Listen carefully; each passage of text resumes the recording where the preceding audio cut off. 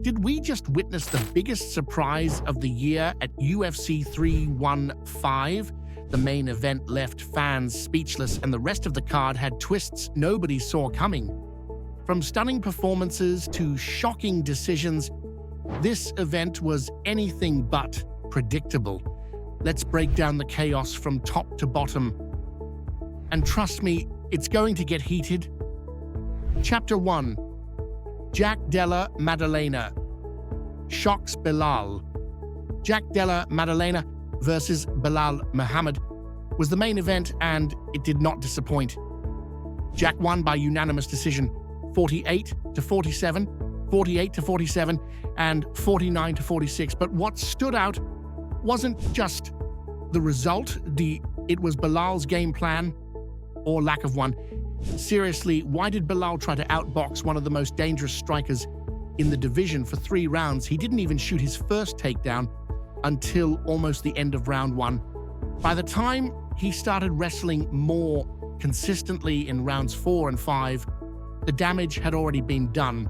Was Belal trying to silence the critics who call him boring? Was it overconfidence? His walkout alone felt off, dancing, grinning, trying to put on a show, but Jack wasn't there to play. Jack's striking on another level. Combinations, footwork, defense, absolutely elite. And the biggest surprise, his takedown defense was legit. Against the best wrestler he's ever faced, Jack showed the most well-rounded version of himself yet. So, what's next? Jack versus Islam Makhachev at welterweight seems to be the move. That fight, it's a banger. Islam's dominance meets Jack's power and technique. And for Belal, let's run Ian Gary versus Belal Muhammad. Gary wants a real test, and Belal needs a bounce-back fight. If you're enjoying the video so far, hit the like button and don't forget to subscribe. We've got more fight talk coming your way. Chapter 2, Valentina Shevchenko proves the doubters wrong. Next up, Valentina Shevchenko versus Manon Fiorot. And wow, were the odds disrespectful. Shevchenko came in as the underdog, which was insane considering her resume. Fiorot's strength and size were supposed to be her edge, and she used that to smother Valentina against the cage. But Valentina showed why she's still one of the GOATs. She absorbed the pressure, made smart adjustments, and even dropped Fiorot with a beautiful check right hook.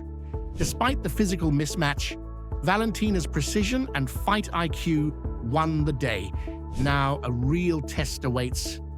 Natalia Silva, that's a fight you don't want to miss. Natalia is younger, faster, and red hot right now, but Valentina's still here, and she's not done yet. As for Fiorot, maybe it's time to match her up with someone like Macy Barber. That's a fun, stylistic clash. Chapter 3, Natalia Silva's statement, win over Alexa Grasso.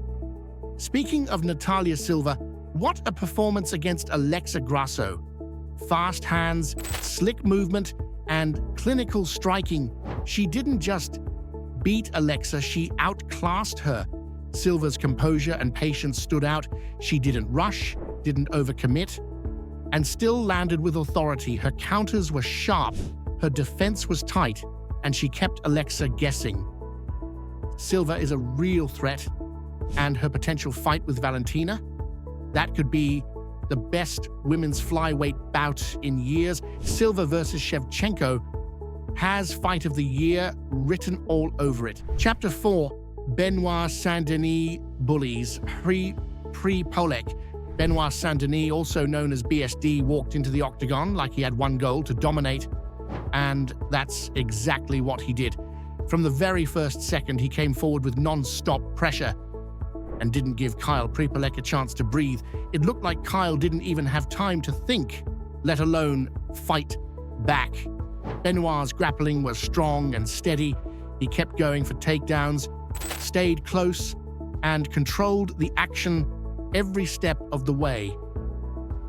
On top of that, his punches were powerful and hard-hitting. Every shot he threw looked like it could end the fight. Saint-Denis didn't just win, he overwhelmed his opponent. He fought with heart, fire, and a level of aggression that fans truly enjoy watching. He's not just another fighter, he's a real rising star in the UFC. With this performance, it's clear that he's ready for the next big step. Give this man a ranked opponent, he definitely deserves it. Chapter 5. Aldo Controversy. Now let's talk about one of the most shocking moments of the night, Ayman Zahabi beating the legendary Jose Aldo by decision. Fans were stunned, upset, and confused. Let's look at what happened round by round. Round 1 clearly belonged to Aldo. He looked sharp, calm, and in control, showing flashes of his prime. Round 2 was more competitive. Zahabi picked up the pace and landed more strikes, but Aldo stayed calm under pressure.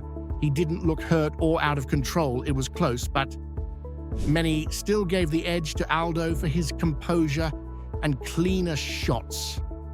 Round 3, that's where everything went wild. Aldo came out aggressive, landing a hard, straight right that stunned Zahabi, followed by a knee that pushed him back. Then came the moment everyone's talking about. Aldo landed 2 soccer kicks to Zahabi's face. Surprisingly, the kicks were legal because Zahabi wasn't grounded. But those explosive moves took a lot of energy from Aldo. After that, he looked exhausted. He fell back and pulled guard, which gave Zahabi a chance to take over. Zahabi stayed on top and landed a series of strong elbows that visibly hurt Aldo. It was a big shift in momentum. Even after that, many thought Aldo had done enough to win. Some fans gave him 2 or even all 3 rounds, but the judges saw it differently and awarded the fight to Zahabi. Then came a powerful moment. Aldo took off his gloves. Was that his goodbye? If so, it was a warrior's exit. No matter what, Aldo gave everything he had. A true legend. Thank you, Jose Aldo. Chapter 6, Welterweight Division, with Jack Della Maddalena on the rise and Islam Makhachev possibly moving up to welterweight. The race for the welterweight title is wide open. There's no clear king of the division right now, and that makes things very exciting. So, how should things play out next? First, we need to see Jack Della versus Islam Makhachev. That should be the next big title fight. Both fighters are tough, skilled, and on winning streaks. This fight could settle the top spot in the division. Next, there's a great matchup in Belal Muhammad versus Ian Garry. Belal wants to prove he still belongs at the top, while Garry is trying to rise fast. This could be a fight for redemption or for the rise of a new star. Then we have Sean Brady versus Shavkat Rakhmonov, but only if Shavkat heals in time from his injuries.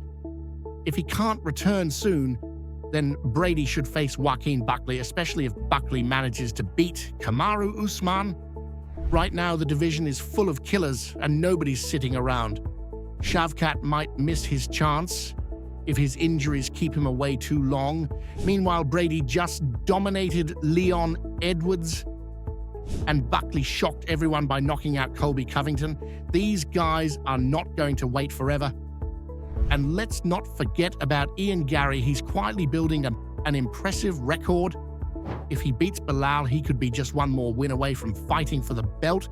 The welterweight division is heating up, and every fight matters now. So, what exactly went down at UFC 315? Jack Della made his case for a future title shot. His performance was that good. Valentina Shevchenko reminded everyone that she's still one of the best in the game. Natalia Silva looked like a rising star with a bright future. And Jose Aldo, he may have just stepped into the octagon for the very last time. With surprising decisions and jaw-dropping knockouts, UFC 315 gave us way more than we expected. It was full of action from start to finish. Now it's your turn. What do you think? Did Bilal lose the fight because of poor planning? Was Aldo unfairly judged? And do you believe Jack Della could really take down someone like Islam? Drop your thoughts in the comments. I want to hear from you. And if you're excited about what's coming next in the UFC, make sure to hit that like button, subscribe to the channel, and turn on the bell for notifications. We've got more fire content on the way. See you in the next one. Peace. Next one.